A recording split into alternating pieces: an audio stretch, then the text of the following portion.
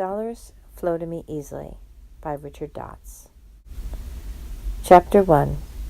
Welcoming Easy Change into Your Life. This is a book which I have wanted to write for the longest time. While the book appears to be about money, financial freedom, and abundance, it is actually about so much more than that.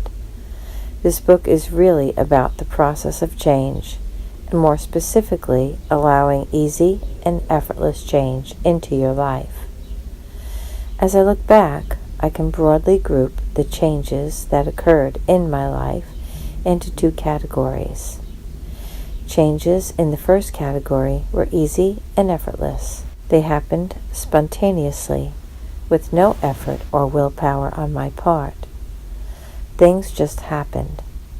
It was as if I was the natural observer throughout the whole process, enjoying and being amazed by change as it happened. It was a beautiful process of metamorphosis for me. Changes in the second category, however, were a different story. They were arduous and difficult. The change process was challenging. It felt like I was working against the grain all the time, struggling to be someone different from who I was. Immense willpower, effort, and concentration were needed. The change process took time. It took a while before the desired results started to show. What is the difference between the first and second type of change that occurred in my life? Some people may have been tempted to answer that it was the subject matter, the nature of the subject matter, the nature of the change that took place. We view certain changes in our lives as big changes that take a long time to happen. Losing weight or achieving some great giant goal, such as financial freedom, commonly fall into this category. Other changes, such as decorating the home or getting a cup of coffee, are seen as easy, effortless changes. The purpose of this book is to turn this notion right on its head. I'm here to show you that all changes, regardless of their nature, can be easy and effortless if you allow them to be, and work in accordance with greater universal laws. Let me explain with a personal example. Most people struggle with exercising, losing weight, and getting fit. But this was a transition that I eased into easily. The catalyst for change came one day when I fell at work. Thankfully, while I sustained no injuries from that painful encounter, my fall made me realize that I was neglecting my overall fitness.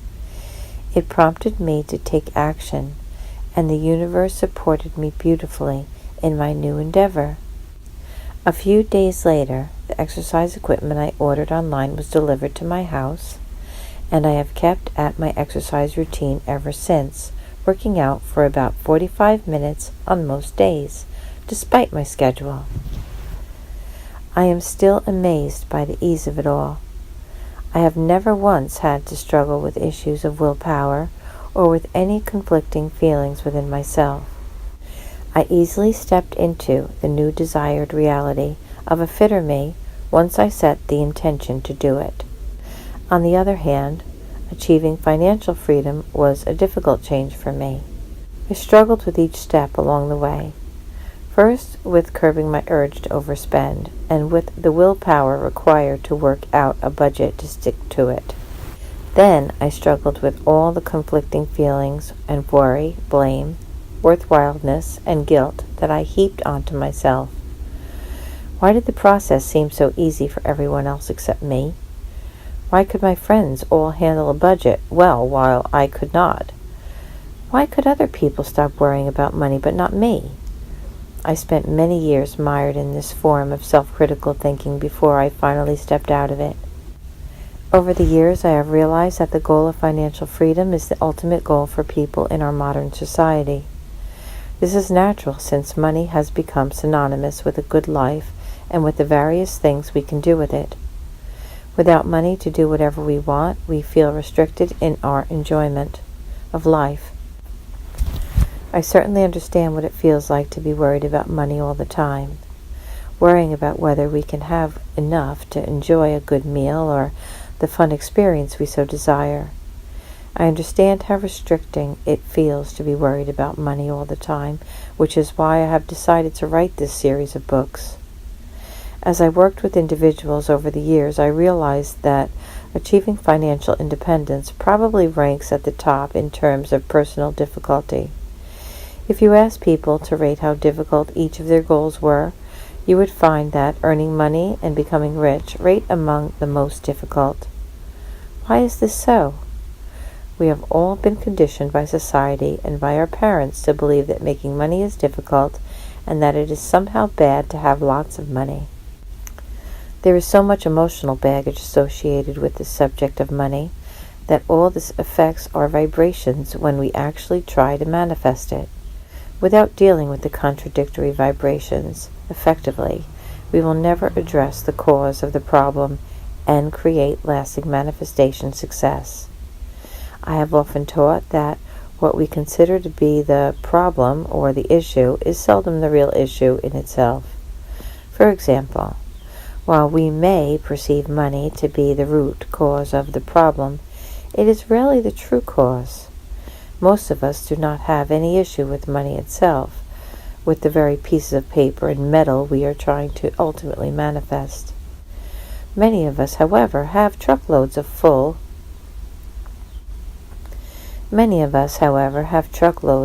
of contradictory beliefs and vibrations surrounding the subject of money.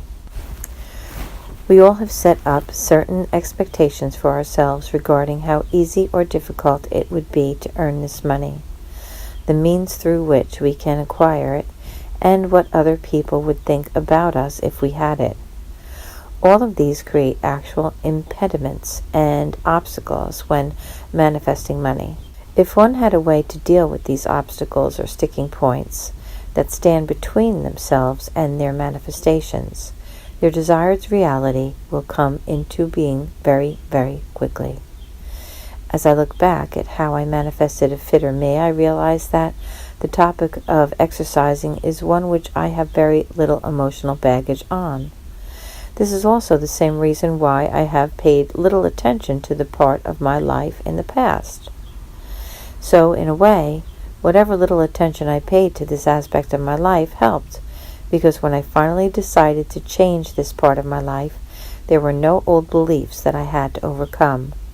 I did not have long-held beliefs about how easy or difficult the process was going to be, or how logical it was to ask for what I wanted. I freed myself from all rules and all expectations. Think about what it would be like to live in a universe where you freed yourself from all expectations, rules, and beliefs about money. Would you be able to manifest riches and financial abundance at will? Definitely.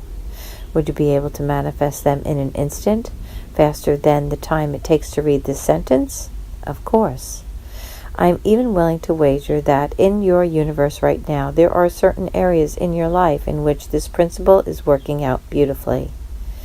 Think of an area in your life where change happens effortlessly, a particular area where you can just decide to have something and make it happen with minimal fuss. This is the feeling of ease and flow that I am talking about here. If it can happen in one area of your life, then why not in every single area, including the area of finance? There are two ways in which people often get stuck and tripped up by a recurring issue in their life. The first, as we have addressed earlier, is the deeply embedded belief that the situation is difficult to change or that change will be difficult. For example, they may erroneously believe that just because they've had the problem for so long or just because everyone else thinks it is a difficult problem, that the same must apply to them as well. Look at how society views the treatment of certain diseases. We have all formed societal expectations about how some diseases are easy to cure, while others are incurable. All of these societal norms and expectations go on to affect our vibrations and hence our outcome. The second way in which individuals trip themselves up is by their continued focus on the problem or issue. They keep talking about it, telling others about it, and analyzing it over and over again in their minds. Their reasons for operating in this manner, of course, seem completely valid. When I worried about my finances in the past, I too saw a need to worry continually about them in an attempt to find a solution for them.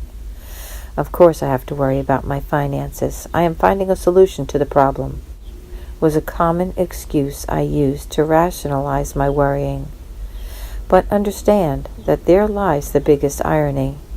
Your continued operation in problem-solving mode is what perpetrates the problem in the first place. Your continued fixation on the problem is what causes it to persist consistently in your reality.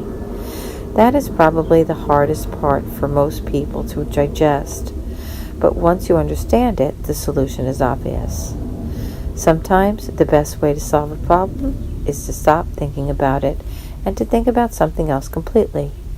If you can train yourself to do so, then what you'll find, as I've written about so many times, is that the issue resolves itself automatically.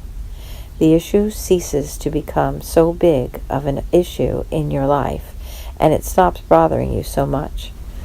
But people have trouble operating in this manner, even though it is in line with the highest universal truths, because they have not functioned in this way before. They have been taught all through their lives that the way to solve a problem is to tackle it head on, to think about it relentlessly, and to take a bull by the horns. Understand that this way of functioning, when it comes to handling many of life's long-standing issues, is actually counterproductive and unnecessary. For the first 10 years in which I was a student of these metaphysical principles, I frequently tried to solve the problem or correct the issue in my life through the use of everything I had learned. When things worked, the results were sporadic, and things usually returned to their old state a few days or weeks later.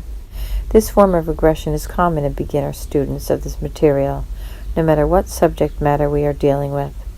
Why is that so? When a regression occurs, when there is a reoccurring pattern in your life, it points to the existence of some form of unconscious belief that you are holding on to. These unconscious beliefs are the root cause of the issue, which is continually causing you to think, feel, and react in a certain way, which only leads to continued perpetuation of the issue. Sometimes this form of operating in the world can be so entrenched that we do not even realize we are acting in this manner, day in and day out. If someone had told me I was acting unconsciously in certain parts of my life, I would have brushed them off.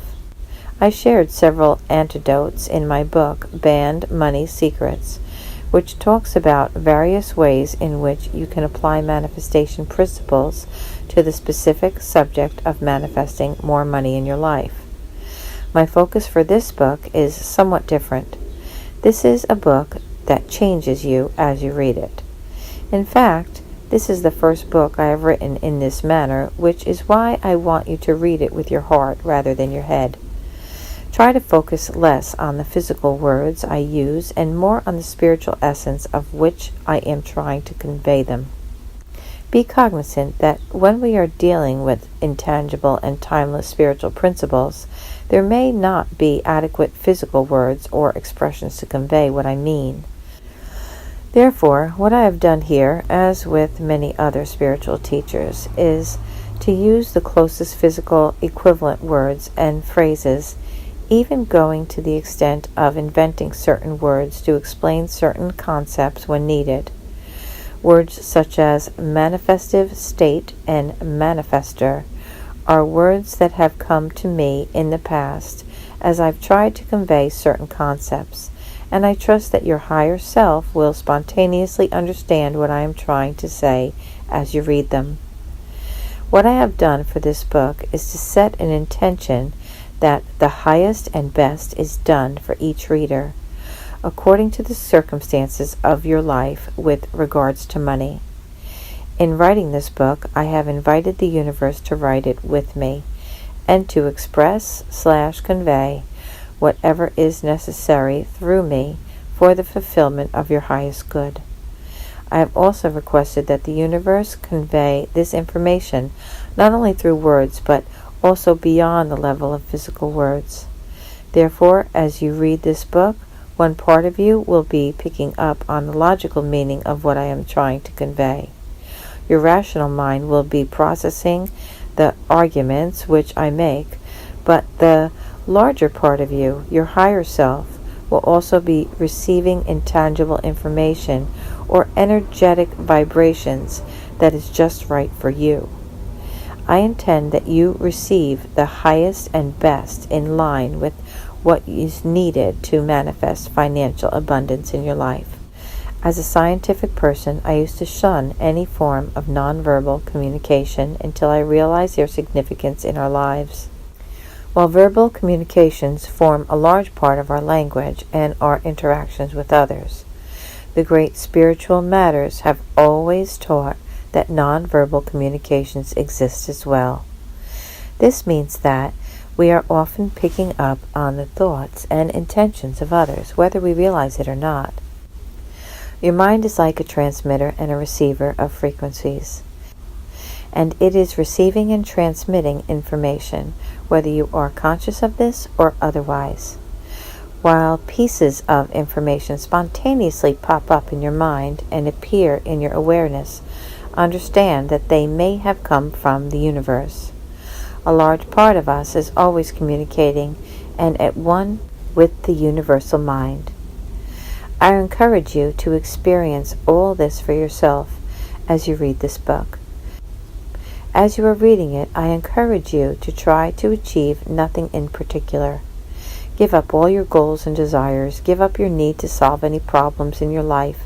Give up your need to try and find solutions. Give up the need to do something. Give up the need to do the right thing or find the right way. Give all of that up. Instead, in the time that we are together, let your mind wander as you read this book. Let it think about whatever it pleases. Let your body do whatever it pleases. Read this book in the utmost state of relaxation and ease, not wanting to go somewhere else or do something to make something happen. Read it with a completely relaxed state of mind, at peace and at ease with wherever you are at this moment in your life. Where you are right now is exactly where you need to be in your life.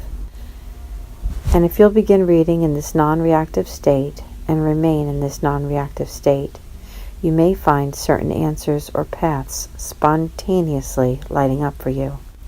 You will be given clear impulses or clear directions to turn towards. You will be given crystal clear nudges by the universe. The resulting changes will be easy and effortless, but don't force any of it. Nothing ever comes through force or exertion or trying to control. If you can force your way through everything, then you would have forced your way through the situation and obtained whatever it is that you wanted. So ease off and let go of the need to force your will on anything. Let go of the need to surrender as well. There is neither the need to force nor the need to surrender. Instead, just be who you are. Be right where you are as you read this book.